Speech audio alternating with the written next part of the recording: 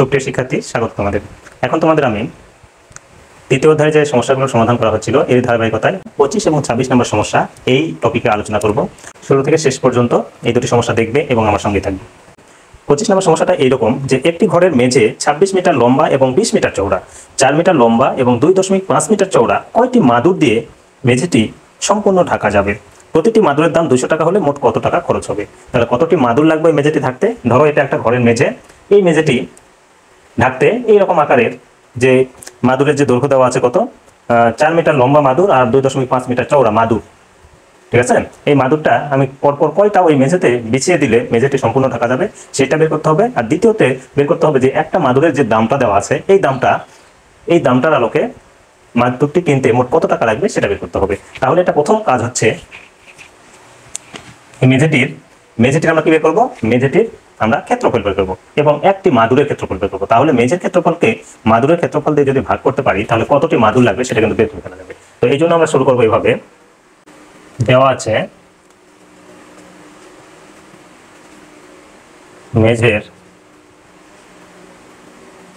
মেঝের দৈর্ঘ্য 26 মিটার, ওই মেঝেটির দৈর্ঘ্য 26 মিটার এবং মেঝের প্রস্থ দেওয়া আছে 20 মিটার। চওড়া বা প্রস্থ একই কথা। অতএব মেঝের ক্ষেত্রফল 26 গুণন 20 করে যেটা পাবো বর্গ মিটার। তাহলে এটা হচ্ছে মেঝের ক্ষেত্রফল, এই দুটো গুণ করে যেটা পাবো তত বর্গ মিটার। তাহলে এটা গুণ করলে হচ্ছে 520 বর্গ মিটার। আবার একটি মাদুরের দৈর্ঘ্য, একটি মাদুরের দৈর্ঘ্য দেওয়া আছে 4 মিটার আর একটি মাদুরের প্রস্থ দেওয়া আছে 2.5 মিটার। অতএব একটি মাদুরের ক্ষেত্রফল আমরা দৈর্ঘ্য এবং প্রস্থ গুণ করে যেটা পাবো সেটা বর্গ মিটার। তাহলে 4 এবং 2.5 গুণ করলে হবে 10 বর্গ মিটার। তাহলে আমরা পেলাম এইটা হচ্ছে ওই ঘরটির মেঝে তার ক্ষেত্রফল এবং এটা একটি মাদুরের ক্ষেত্রফল। অতএব আমরা বলবো যে ঘরটিতে মাদুর লাগবে। তাহলে মেঝের ক্ষেত্রফলকে মাদুরের ক্ষেত্রফল দিয়ে ভাগ করবো। তাহলে 520 কে 10 দিয়ে ভাগ করলে যতটি মাদুর লাগবে ততটি। তাহলে 520 কে যদি আমরা 10 দিয়ে ভাগ করি তাহলে হবে 52টি। তাহলে ঘরটিতে মাদুর লাগবে 52টি। আবার একটি মাদুরের দাম দেওয়া আছে 200 টাকা। অতএব 52টি মাদুরের দাম, তাহলে 200 গুণন 52 যেটা পাবো সেটা অবশ্যই টাকা। তাহলে এটা যদি গুণ করি 200 এবং 52 যেটা পাবো সেটাই এই সমস্যাটির সমাধান, মানে ওই ঘরটিতে কত টাকার মাদুর বিছাতে হবে। সেক্ষেত্রে 200 আর 52 গুণ করলে হবে 10,400 টাকা। এইটাই এই সমস্যাটির সমাধান। তাহলে প্রথমত আমরা যেটা করলাম যে ঘরটির মেঝের দৈর্ঘ্য প্রস্থ যেটা দেওয়া ছিল সেটা লিখলাম, তারপরে ঘরের ক্ষেত্রফল মানে দৈর্ঘ্য আর প্রস্থের গুণফল করে 520 পাওয়া গেল। আবার একটি মাদুরের দৈর্ঘ্য দেওয়া আছে যেটা এবং একটা মাদুরের প্রস্থ যেটা দেওয়া আছে সেটা লেখা হলো এবং একটি মাদুরের ক্ষেত্রফল তার দৈর্ঘ্য এবং প্রস্থের গুণফল করে 10 পাওয়া গেল। এখন ঘরের ক্ষেত্রফলকে মাদুরের ক্ষেত্রফল দিয়ে ভাগ করলে আমরা ঘরটিতে কয়টি মাদুর লাগবে সেটা বের হবে। এই জন্য 520 কে 10 দিয়ে ভাগ করলে 52টি মাদুর। এখন একটি মাদুরের দাম 200 টাকা দেওয়া আছে, অতএব 52টি মাদুরের দাম 200 গুণন 52 করে যেটা পাবো ওই ঘরের ক্ষেত্রফল।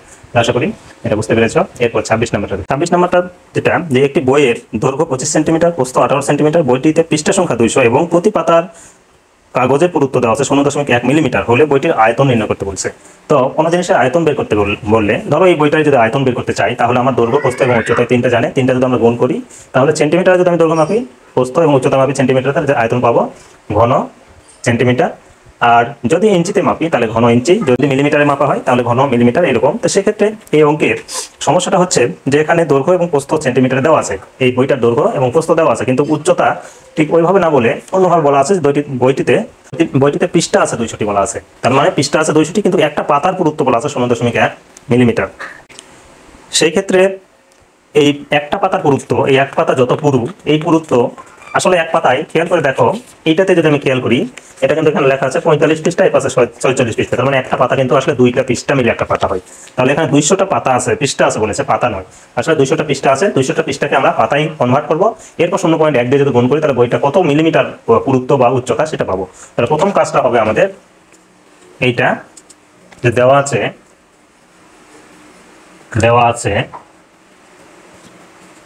বই এর দৈর্ঘ্য, বইয়ের দৈর্ঘ্য কত দেওয়া আছে? 25 সেন্টিমিটার। 25 সেন্টিমিটার। তার নিচে লিখবো বই এর প্রস্থ দেওয়া আছে 18 সেন্টিমিটার। আর বইয়ের উচ্চতাটা আমরা বের করব, এবং বইটিতে পৃষ্ঠা সংখ্যা সমান 200টি। অতএব বইটিতে পাতার সংখ্যা 200/2 সমান 100টি। পৃষ্ঠা যদি 200 হয়, পাতা হবে 100, তার কারণ প্রতি 2 পৃষ্ঠায় এক পাতা হয়। তাহলে 100টি পাতা পেলাম। আবার একটি পাতার পুরুত্ব, দেওয়া আছে 0.1 মিলিমিটার। 0.1 মিলিমিটার। একটি পাতার পুরুত্ব 0.1 মিলিমিটার। অতএব 100টি পাতার পুরুত্ব, তাহলে 0.1 গুণন 100 করে যেটা হবে তত মিলিমিটার। এটাকে 100 দিয়ে গুণ করলে হবে 10 মিলিমিটার। আবার 10 মিলিমিটার, মিলি সমান 1 সেমি বা সেন্টিমিটার। তাহলে আবার আমরা জানি যে 10 মিলিমিটার সমান 1 সেন্টিমিটার হয়, তার মানে ওই 10 মিলিমিটার জায়গাটা 1 সেন্টিমিটার সমান। অতএব বইটির উচ্চতা বা পুরুত্ব সমান 1 সেমি। বইটির উচ্চতা পেলাম 1 সেন্টিমিটার। এখন দেখো বইয়ের আমরা কি পেয়েছি, এখানে দৈর্ঘ্য, এখানে পেলাম প্রস্থ, আর বইটির উচ্চতা বের করার জন্য এই প্রসেসগুলো করে আগাতে হলো। তার দৈর্ঘ্য, প্রস্থ, উচ্চতা। অতএব আমরা লিখতে পারি, অতএব বইটির আয়তন সমান দৈর্ঘ্য গুণন প্রস্থ গুণন উচ্চতা। যেটা পাবো সেটা ঘন সেন্টিমিটার। তাহলে বইটির আয়তন, দৈর্ঘ্য, প্রস্থ এবং উচ্চতা। সেক্ষেত্রে এই কয়টা গুণ করলে হবে 450 ঘন সেমি। তাহলে এইটাই, তাহলে উত্তর হবে 450 ঘন সেন্টিমিটার বইটির আয়তন। আশা করি তোমরা বুঝতে পেরেছো। প্রথমত আমরা যে কাজটি করলাম সেটা হচ্ছে বইয়ের দেওয়া ছিল, বইয়ের দৈর্ঘ্য দেওয়া ছিল, বইয়ের প্রস্থ দেওয়া ছিল, কিন্তু এই বইটাতে মোট কতগুলো পাতা আছে, পৃষ্ঠা আছে, এই পৃষ্ঠা সংখ্যা দেওয়া ছিল। যেমন এই বই 148টা পৃষ্ঠা আছে, তাহলে পাতা কত আছে এটাকে 2 দিয়ে ভাগ করলে কিন্তু পাবো। তাহলে ওই যে আমাদের যে অঙ্কটা বলেছে তাতে পাতা ছিল 200টা, তাহলে ওই পাতা থেকে আমরা পৃষ্ঠা বের করেছি 100টা। একটা পৃষ্ঠার পাতার পুরুত্ব দেওয়া ছিল 16.1 মিলিমিটার, অর্থাৎ 100টি পাতার পুরুত্ব পেলাম 10 মিলিমিটার। এবং 10 মিলিমিটার আমরা জানি 10 মিলিমিটার সমান 1 সেন্টিমিটার, এই জন্য 10 মিলিমিটারটা মূলত 1 সেন্টিমিটার। যেহেতু এগুলো সেন্টিমিটারে ছিল, এই জন্য এগুলোকে সেন্টিমিটারে প্রকাশ করতে হবে। এখন দৈর্ঘ্য, প্রস্থ আর উচ্চতা গুণ করলে এই বইটির আয়তন পাবো। এই জন্য বইটির আয়তন, দৈর্ঘ্য, প্রস্থ, উচ্চতা করে যা পাবো সেটাই উত্তর। আশা করি বুঝতে পেরেছো। তোমরা যদি সমস্যাগুলো দেখে সত্যি সত্যি উপকৃত হয়ে থাকো তাহলে চ্যানেলটিকে সাবস্ক্রাইব করবে এবং আমার পাশে থাকবে। পরবর্তী ভিডিওগুলো পাওয়ার জন্য অবশ্যই নোটিফিকেশনকে অন করে দিয়ে রাখবে।